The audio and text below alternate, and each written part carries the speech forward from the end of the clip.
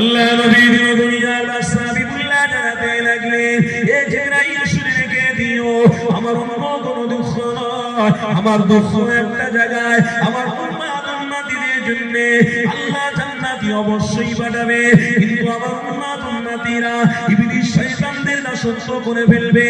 আল্লাহ পবিত্র কোরআনে জানিয়ে দিয়েছে, ইন্নাল্লাযীনা কাফারু, কাফেরদের অনুসরণ হয়ে যাবে না।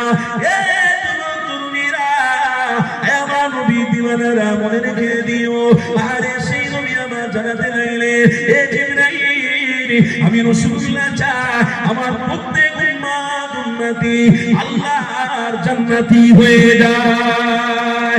এ যুবকেরা, তরুণীরা, আব্বারা, আল্লাহ নবী দুনিয়ার বাদশা হাবিবুল্লাহর এই কথাটা শুনে হযরত জিবরাইল আলাইহিস সালাম জানাতে লেগেছে, ইয়া রাসূলুল্লাহ, হাবিবাল্লাহ, এই দুনিয়াতে আপনি রহমত সকলের জন্য, এই দুনিয়াতে সকলের জন্য মাগফিরাত আপনি, এই দুনিয়াতে সকলের জন্য নাজাত আপনি। ইয়া রাসূলুল্লাহ, হাবিবাল্লাহ, আপনার দুঃখ আল্লাহর কষ্ট হয়, আপনার কষ্টতে আল্লাহ কষ্ট পায়। ইয়া রাসূলুল্লাহ, হাবিবাল্লাহ, আপনাকে আল্লাহ বা খুশির মেসেজ দিয়েছে যা আপনার নবী আলাইহিস সালামকে দেয়নি, এটা একমাত্র আপনি দুঃখ পাওয়ার জন্য। আল্লাহ নবী জিজ্ঞাসা করতে লাগলেন, এ ফেরেশতারে, কি খুশি মেসেজ আমাকে দিয়েছে? হযরত জিবরাইল আলাইহিস সালাম জানাতে লাগলেন, ইয়া রাসূলুল্লাহ, হাবিবাল্লাহ, খুশির খবর হলো এটা, আল্লাহ আপনাকে ডাইরেক্ট দিদার দেবে বলেছে।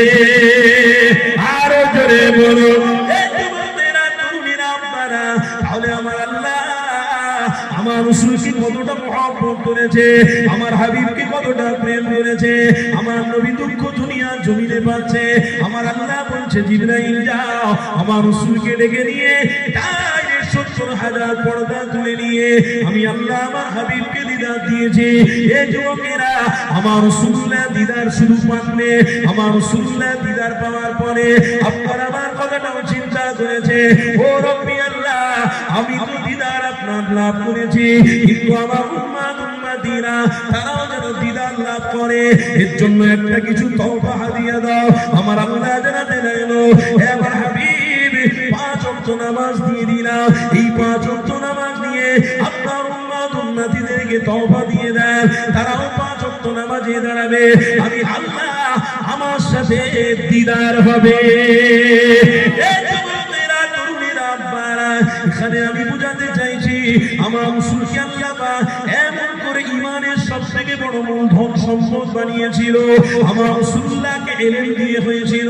এই ইলমের সাথে সম্পর্ক কোনো মূর্খ মানুষের সাথে থাকবে না। আমরা শিক্ষিত মানুষ, আমার নবীর সাথে ইলমের সম্পর্ক ছিল, আছে, থাকবে। এই যুবকরে, আল্লাহ নবী দুনিয়ার বাদশা হাবিবুল্লাহ আবার দুনিয়া জমিনে বড় দুঃখের মধ্যে পড়ে গেলেন। আমার রাসূলুল্লাহ ওই হাতিমে কাবার সামনে দাঁড়িয়ে দাঁড়িয়ে দুঃখ পেতে লেগেছে।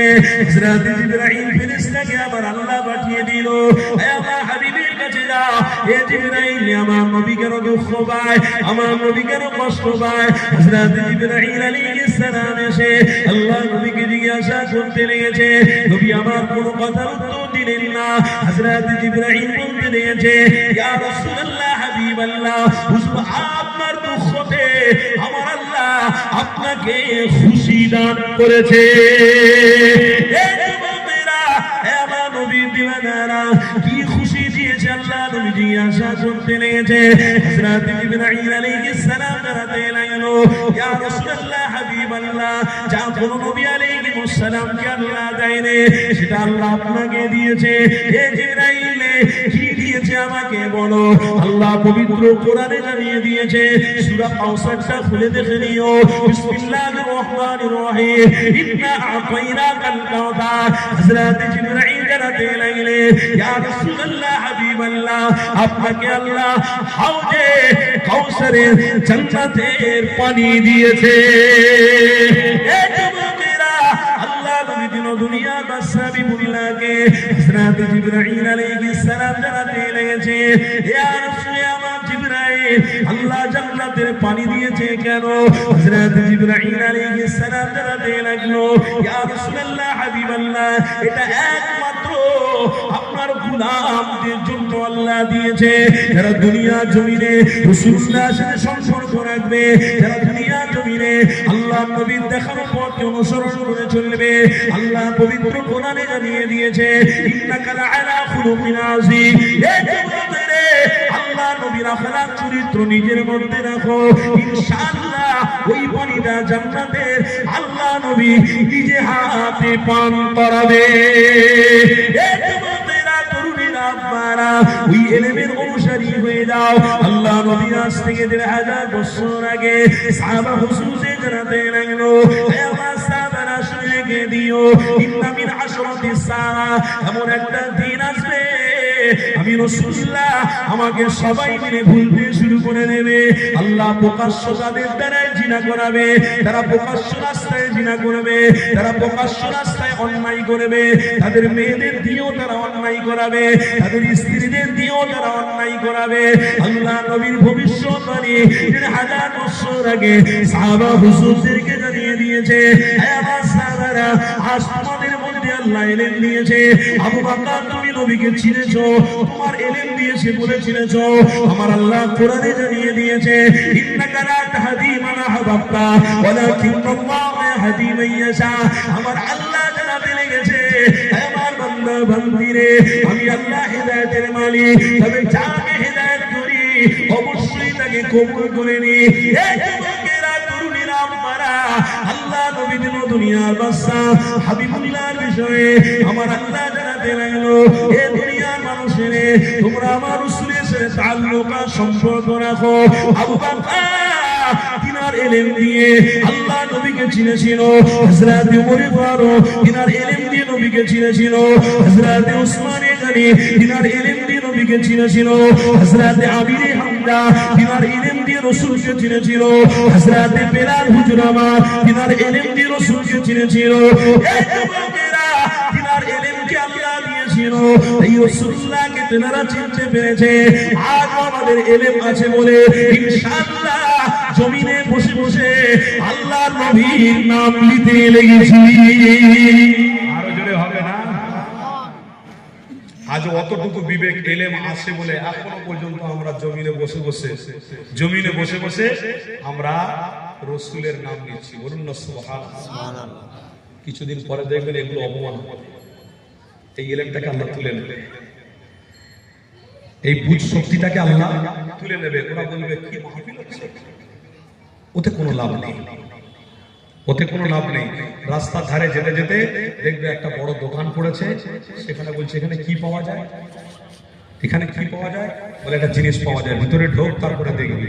ভিতরে ঢুকে দেখছে, হ্যাঁ ভালো জিনিস, তার মানে সঠিক চেনা ইলমটাকে আল্লাহ কি বলুন না তুলে নেবে। সঠিক চেনা ইলমটাকে আল্লাহ তুলে নেবে। যুবকরা তখন বলবে এখানে কি হচ্ছে, বসে বসে কিছু শ্রেণী বলবে এই পাগল, আল্লাহর রহমতে বসে বসে নবীর প্রেমে দরুদ হচ্ছে। এরা বলবে এতে কোনো মজা নেই। বলে মজা কোথায়?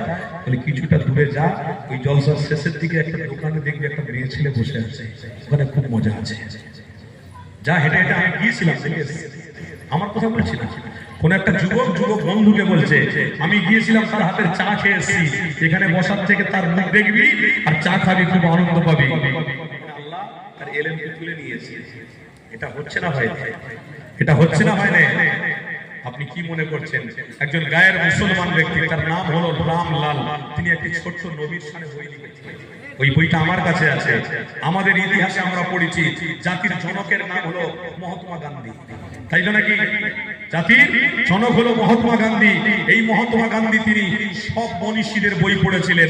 এই মহাত্মা গান্ধী তিনি সব মনীষীদের বই পড়ার পরে আমার রাসূলুল্লাহর তেনার আখলাক চরিত্র নিয়ে তিনি পড়াশোনা করার পরে তিনি বলেছিলেন সব মনীষীদের শ্রেষ্ঠ হলেন মুহাম্মদ মুস্তাফা সাল্লাল্লাহু আলাইহি ওয়াসাল্লাম। আল্লাহ তাকে হয়তো গায়ের মুসলমান বানিয়েছিল, কিন্তু তেনাকে বুঝ শক্তি আল্লাহ দিয়েছিল।